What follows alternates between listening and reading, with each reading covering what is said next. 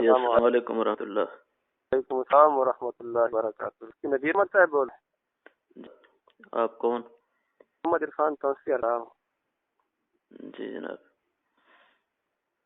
ضرور آپ کے بارے میں انٹرنیٹ پر ایک کلپ سنا ہے، اور اس کلپ کو چڑھانے والے وہ کہ ہمارا کوئی سوال ہے اس کا جواب نہیں دیا، اس کی کیا دقت ہے وہ ذرا بیان فرمائیے۔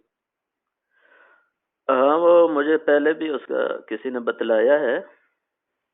جی تو بھائی اس کی نا حقیقت یہ ہے کہ جس طرح جب کسی گیدڑ کی موت قریب آتی ہے تو کا رخ کر لیتا ہے، اس طرح جب کسی مولوی کی ذلت کی باری آتی ہے تو وہ صاحب کا رخ کر لیتا ہے۔ جی جی۔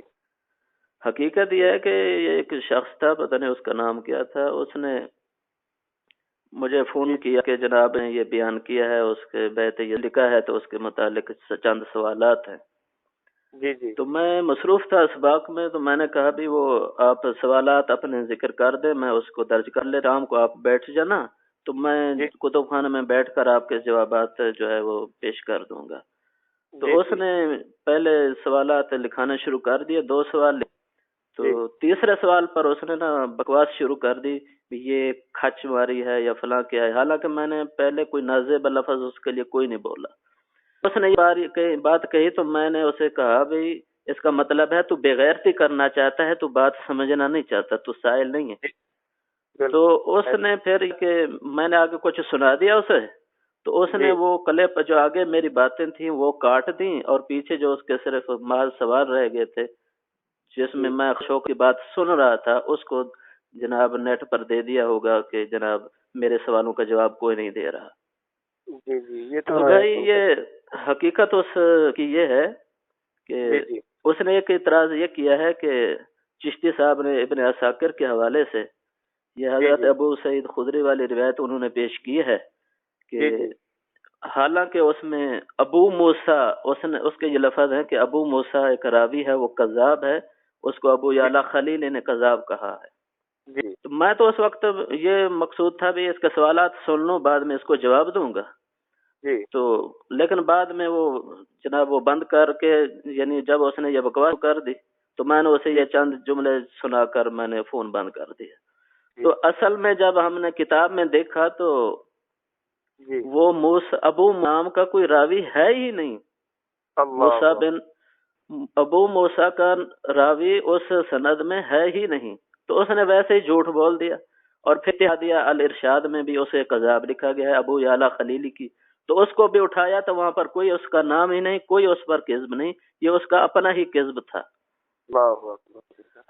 تو دوسری بات یہ ہے کہ جب اس نے ایک سوال یہ کیا اور دوسرا یہ کہا کہ جناب زینب بنت ام سلمہ والی روایت ہے تو وہ بھی ضعیف ہے، تو اس طرح کی، تو میں اس کی چند آپ کو خرابیاں بیان کر دیتا ہوں کہ وہ کتنا ایک صاحب علم آدمی ہے، کہ اگر اس کے پاس تھوڑی بہت ہی سمجھ ہوتی، کوئی اگر سند دیکھنے کا اسے کچھ سلیقہ اور طریقہ آتا ہوتا تو یہ اعتراض کرنے کی گنجائش ہی نہ تھی، کیونکہ ابن عساکر کے اسی تعلیقات میں یہ مذکور ہے کہ یہ خلیفہ بن خیاط تاریخ کے اندر بھی یہ روایت موجود ہے، اور خلیفہ بن خیاط تک پہنچتے وقت اس میں کوئی راوی نہیں، کوئی انقطاع ہے، تو خلیفہ بن خیاط خود ثقہ ہے، انہوں نے جب روایت خلیفہ بن خیاط تاریخ میں جب یہ موجود ہے تو بعد میں اگر کوئی راوی مجہول آ بھی جائے تو اس روایت ضعیف نہیں ہو سکتی۔ جی یہ تو اسی طرح ہے جس طرح شیخ عبدالحق محدث دہلوی رحمہ اللہ نے تکمیل الایمان کے اندر لکھا ہے کہ چند غیر مقلدین لوگ کہتے ہیں کہ مذہب حنفی حدیث کے خلاف ہے، تو فرمایا یہ لوگ ان لوگوں کی جہالت ہے کہ امام بخاری تک بعد میں آنے تک اگر کوئی راوی ضعیف آ جائے جس سے ضعف ثابت ہو جائے روایت کا، تو اس سے یہ لازم نہیں آتا کہ امام صاحب تک پہنچتے وقت تو روایت ضعیف تھی اور امام صاحب نے ضعیف روایت سے استدلال کیا ہے، یہ کہنا بے وقوفی ہوگا۔ بالکل بالکل۔ تو یہ بھی اسی طرح ہے کہ اگر خلیفہ بن خیاط کے بعد پھر راوی اگر درمیان میں کوئی مجہول بھی آ جائے تو اس سے ضعف روایت کو یہ مستلزم نہیں ہے، کیونکہ عالم علم جانتے ہیں ضعف سند ضعف متن کو مستلزم نہیں ہو۔ بالکل، کیوں کہ جب وہ صحیح طریقے سے پہنچ چکا ہو۔ بالکل، 20 روایات ہیں جہاں علماء کہہ دیتے ہیں کہ سند ہو ضعیف و متن ہو صحیح۔ بالکل۔ تو تو اس نے آگے یہ عبارت، پھر میں نے دوسرا سوال کیا تو اس نے کہا جناب وہ حضرت ابو موسیٰ جو تھے ابو سعید خدری، انہوں نے جناب ان کا حوالے سے عبارت پڑھی اور کہتا ہے جی جی کہ غفر اللہ لک، اللہ، یہ آپ اسی کلپ میں سن سکتے ہیں، اللہ لک، یعنی اب جسے مؤنث اور مذکر کی ضمیر کا ہی پتہ نہیں ہے، وہ چشتی صاحب ایسے بندے کو کیسے منہ لگا؟ بالکل اللہ، یعنی وہ کوئی عورت تھی جو یزید کی فوج میں تھی اور وہ ابو سعید خدری کے پاس آئی قتل کرنے کے لیے، تو آپ نے جناب اس نے جب جانے لگی تو آپ نے اسے دعا دی کہ غفر اللہ لک، جسے لاکے اور لاکا میں فرق نہیں آتا، سمجھ نہیں آتا، اور جسے روات میں تمیز اتنا نہیں ہے کہ جو ابن عساکر میں ہے وہ موسیٰ بن زکریہ ہے، نہ کہ کوئی ابو موسیٰ ہے۔ جی جی جی، تو اسے اس طرح کے لوگوں کو ان سے بحث کرنا ایسا ہی اپنے وقت کا ضیاع کرنا ہوتا ہے، اور اس وقت میں وہ سبق ہی پڑھا رہا تھا، اس وجہ سے میں نے کیونکہ یہ بات کوئی 2-4 لفظوں میں ختم نہیں ہو سکتی تھی، اس وجہ سے میں نے چھوڑ دیا تھا۔ تو بعد میں اس نے، حالانکہ میں اس نے کہا تھا کہ یہ بغیرتی تو کر رہا ہے، تو اس نے وہ بغیرتی والے الفاظ اپنے نکال لیے اور باقی کلپ جو ہے وہ چڑھا دیا۔ تو دوسری یہی بات ہے کہ اگر وہ موارد ابن عساکر ہی غور سے دیکھ لیتا، خود تعلیقات میں دیکھ لیتا، تو اسے سوال کی گنجائش ہی نہ ہوتی۔ اچھا، یہ نہیں بس وہ کذب اور افتراء سب کچھ کر رہا ہے۔ اور کیا ہے، یہ ہوتا ہی، ان لوگوں کا کام ہی یہی ہوتا ہے کہ ہم کسی نہ کسی درجے میں چلو کم از کم آ جائیں گے، کوئی لوگ ہم نے والا ہو جائے گا کہ جناب یہ بھی کوئی چشتی صاحب سے گفتگو کرنے والے لوگ پیدا ہو چکے ہیں۔ جی جی، بس یہ شہرت پسندی کے لیے سب کچھ کیا جائے۔ اللہ اکبر۔ حالانکہ روایت پھر طبقات ابن سعد میں بھی موجود ہے، عقد الفرید کے اندر بھی، اور امام ذہبی نے بھی اسے لیا ہے۔ جی جی، تو ہم پھر بعد میں اسے کرتے رہے، اس نے فون اٹھایا نہیں۔ ایک مرتبہ اس کی بیوی نے فون اٹھایا، پتہ نہیں بیوی تھی یا کون تھا، بعد میں پھر کئی بار فون کرتے رہے، لیکن یہ فون آگے کاٹتے جاتا رہا ہمارا۔ جی، یہ فون اب نہیں اٹھا رہا۔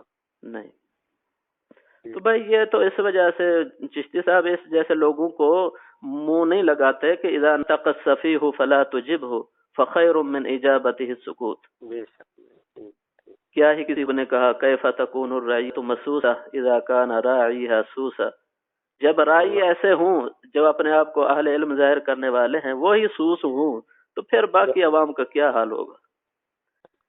ان لوگوں کی پتہ نہیں کہ چشتی صاحب اگر کوئی بات کرتے ہیں تو وہ بلا دلیل ایسی بات نہیں کرتے۔ اور جو اس نے دوسرا الزام یہ لگایا تھا کہ زینب بنت ام سلمہ جو ہے ان کا جو روایت انہوں نے پیش کیا، اور چشتی صاحب کہتے ہیں یہ روایت صحیح ہے، حالانکہ وہ غلط ہے، یعنی وہ ضعیف ہے، اس نے پتہ نہیں کیا کہا۔ تو یہ بھی اسی طریق خلیفہ بن خیاط سے میں آپ کو سنا رہا ہوں کہ حدثنا وہب قال حدثنا ابی قال حدثنا الحسن، یہ حسن بصری ہیں۔ جی جی، اور یہ وہب بن جریر ہیں، یہ ثقہ ہیں، اور آگے اپنے باپ سے لے رہے ہیں، وہ جریر بن حازم ہیں، تو وہ حسن بصری سے لے رہے ہیں۔ تو وہ فرماتے ہیں اصیب بنا زینب یوم الحر فحمل الیہا فقالت انا للہ وانا الیہ راجعون ما اعظم المصیبہ الا فی علیہ ولہی فی هذا اعظم علی منها فی هذا اما هذا فبسط یدہ فقاتل حتى قتل فاخاف علیہ واما هذا فكف قتل فانا ارجو له۔ تو یہی روایت چشتی صاحب نے اپنے اس موضوع میں پیش کی، تو وہ اس کو پتہ نہیں کس وجہ سے ضعیف کہتا ہے، کس وجہ سے اس کا انکار کر رہا ہے، جب یہ بالکل سند متصل ہے، اس میں کسی راوی پر کوئی کلام نہیں ہے۔ جی، تو آخر میں یہی آپ کو بیان دیتا ہوں کہ بھائی یہ چشتی صاحب کے سامنے آنے کی طاقت نہیں رکھتے، یہ چشتی صاحب کے مقابلے میں آنے کی ان کے اندر کسی طرح کی کوئی جرت ہی نہیں ہے۔ بالکل، یہ تو وہ ابن یعنی هو ابن جلا وطلع الثنایا متى يضع الامامت تعرفوه۔ صاحب علم شخص جو ہے وہ کئی حضرات ہیں ہم پر فون پر کلام کرتے ہیں اور اپنی تسلی کرتے ہیں، تو اس طرح کا کوئی اگر بے وقوف ہو اس کو اگر جواب نہ دیا جائے تو مطلب نہیں ہو سکتا کہ ہمارے پاس جواب نہیں ہے۔ جی جی جی، بالکل۔ اور سناؤ سب خیریت؟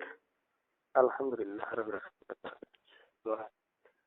اگر آپ کا کوئی رابطہ ہو اس کا نمبر لے کر نا اسے کہو کہ اگر تو واقعی دیانتدار ہے تو اس بات کا اعتراف کر کہ روایت چشتی صاحب نے یہ دونوں روایتیں صحیح پیش کی ہیں، میں نے جھوٹ بولا ہے اور میں اسے توبہ کرتا ہوں. اگر یہ اس کے اندر کچھ دینداری ہوگی تو یہ رجوع کر لے گا، نہیں ہوگی تو پھر آپ کو پتہ ہے مولویوں کا کام کیا ہوتا ہے. بالکل انشاءاللہ تعالیٰ کریں گے اگر یہ ایمانداری کے ساتھ ہماری بات سنتا ہے تو.